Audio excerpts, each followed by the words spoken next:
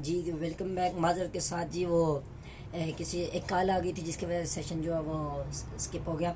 मैं तमाम दोस्तों से माजरत चाहूँगा और यहाँ से आगे बात को बढ़ाते हैं कि अब क्या हुआ कि हकीम साहब दिल दिल में तो गुस्सा कर रहे थे। अब गुस्सा भी हकीम साहब को आ रहा था कि मेरे बेटे ने ये क्या कर दिया है। और जब वो पेशेंट चला गया तो बेटा वापस घर आया तो हकीम साहब ने उसको बड़ा सख्ती से डांटा। जब डांटा तो बेटे ने बताया कि बाबा जान देखिए मैंने उसको ईमानदारी से मेडिसिन दी है और वो ठीक हो गया है। अब वो ठीक हो गया है और आप अल्लाह का शुक्र अदा करें। तो हकीम साहब ने अपने बेटे को कहा कि बदबख्त उसके पैसों की वजह से ही तो तुझे ये डिग्री मिली है और तू इस वक्त जो है डॉक्टर बना है। तूने एमबीबीएस की डिग्री जो हासिल की है ये उसके पैसों से किया है और बदबख्त तूने मेरा पेशेंट खराब कर दिया। उसकी वजह से तो मेरा कारोबार चल रहा था। मैंने तेरी बहन की शादी भी उन्हीं पैसों से करनी थी। तूने तो मेरे सारे ख्वाबों के ऊपर पानी फेर दिया है। तो माय डियर हमारे अंदर भी यही काम है। हमारे शोबों के अंदर भी जितने लोग बैठे हैं उनका यही काम है। वो गरीबों का खून चूस कर लोगों के हक खा रहे हैं लेकिन वो अपनी जरूरियात को पूरा कर रहे हैं। तो इंसान जब भी जिस बुलंदी पे पहुंचाए, अगर वो बुलंदी पे पहुंचता है और इंसानियत को गिरा देता है तो उसका मकाम किसी काम का नहीं, उसका मर्तबा किसी काम का नहीं है। तो माय डियर आपने अपनी जिंदगी के अंदर ये जरूर शामिल करना है कि आपने कभी भी किसी मकाम पे भी पहुंच जाए तो आपने इंसानियत को नहीं गिराना है। आपने इंसानियत को अगर गिरा दिया तो माय डियर कभी भी आप कामयाब नहीं बन सकते हैं। कामयाबी ये है कि आप हर इंसान के साथ मोहब्बत और इखलास से पेश आए। आपने वो हकीम सा वाला काम नहीं करना कि उसे बार बार रफ मेडिसिन देते रहे, बार बार ऐसी फक्की देते रहे जिससे असर ही ना हो और उसके माल से उसका खून निचोड़ कर आप अपने बच्चों की डिग्रियों के लिए और अपने बच्चों की शादी के लिए और अपनी जिंदगी को अयाशी में गुजारने के लिए, आसाइश के लिए लोगों को तकलीफ के अंदर डालें। तो ऐसा मकाम और ऐसी सीट जब भी आपके पास आए तो आपने उसको अपने कदमों में रोन देना है। लेकिन जब भी जिस सीट पे जिस मकाम पे पहुंचे आपने इंसानियत की कदर करनी है और इंसान के साथ प्यार करना है और इंसान के हकूक के लिए लड़ते रहना है। यही कामयाबी है और हमारे लाइफ सेशन का मकसद भी यही है। और हम अपने मकसद के ऊपर ही बोलते हैं इसलिए है कि ये पेशन जब हमारे नौजवानों में आएगा, हकीम साहब के बेटे की तरह जब ये विजन, ये सोच हमारे नौजवानों को मिल जाएगी तो फिर जितने भी शोबों के अंदर, जितने भी इदारों के अंदर काली भेड़ें हैं वो बेनकाब हो जाएंगी और हम उन्हें उठाकर बाहर फेंकेंगे और हमारे नौजवान अपनी अपनी सीट के ऊपर, अपनी अपनी फील्ड के ऊपर जाकर अपनी फील्ड में वो अपनी सलाहियतों का लोहा मनवाते हुए, अपनी सलाहियतों को बुरुए कार लाते हुए माशरे को खूबसूरत और हसीनो जमील बनाएंगे। जिस तरह के हकीम साहब के बेटे ने ईमानदारी के साथ एक पेशेंट को मेडिसिन देकर उसकी जिंदगी की तमाम तर मुश्किलात को दूर कर दिया और बाप की उस घटिया और नाकिस सोच को खत्म कर दिया और अपने बाप को भी बताया कि बाबा जान जब भी कोई मकाम, कोई मेयार मिले तो उस मेयार के ऊपर रहकर इंसानियत को नहीं गिराना है, इंसानियत की तजलील नहीं करनी है। तो माय डियर मैं उम्मीद करता हूँ कि जितने भी मेरे दोस्त,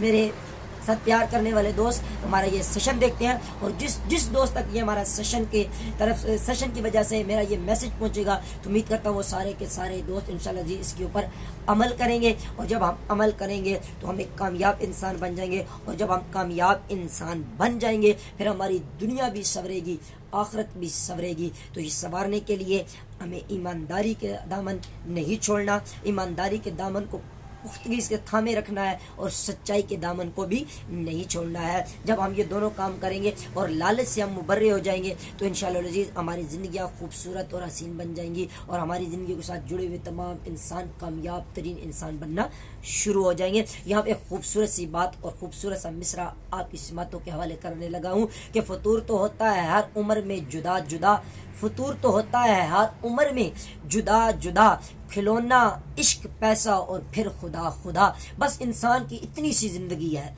इंसान की जो जिंदगी है ये बिल्कुल मुख्तसर सी जिंदगी है, ये मुख्तसर सी जिंदगी है। और जिंदगी के अंदर अगर इंसान सही तरीके से इंसानियत को फॉलो करते हुए अगर वो अपनी जिंदगी को गुजारता है तो फिर उसकी जिंदगी कामयाब होती है। वैसे तो बूढ़ा होने के बाद जब इंसान के जिस्म में सही तरह से सकत नहीं रहती, कुव्वत नहीं रहती, उसके बाद तो हर बंदा ही, चाहे वो बेईमान हो, चाहे वो सूदखोर हो, किसी किस्म का भी हो, चाहे वो मुनाफिक ही क्यों ना हो, फिर वो बाद में तो तस्वीर उठा कर कोई कहता है यार अब अल्लाह को याद कर लें, अभी जिक्र अज़कार कर लें, अभी कोई नेक काम कर, फिर उस वक्त हर बंदे का दिल चाह रहा होता है ना, क्योंकि उस वक्त उसको कुछ और नजर नहीं आता। तो माय डियर कामयाब लोग में जो जवानी की उम्र के अंदर ही दूसरों का दर्द समझने वाले होते हैं, दूसरों से प्यार करने वाले होते हैं, दूसरों के राहों में कांटे नहीं बल्कि दूसरों की राहों में फूल बिछाने वाले होते हैं, वही लोग कामयाब हैं। और कामयाब लोगों की जिंदगी बिल्कुल इसी तरह होती है। और फतूर जो है तो ये इंसान की जिंदगी में आता रहता है, लालच तो इंसान की जिंदगी में आती रहती है, लेकिन इन सारी चीजों को आपने अपने पाँव के नीचे रोन देना है। ना लालच, ना फतूर, ना लोगों के ऊपर ताने कसने हैं, बस अपनी जात को देखना है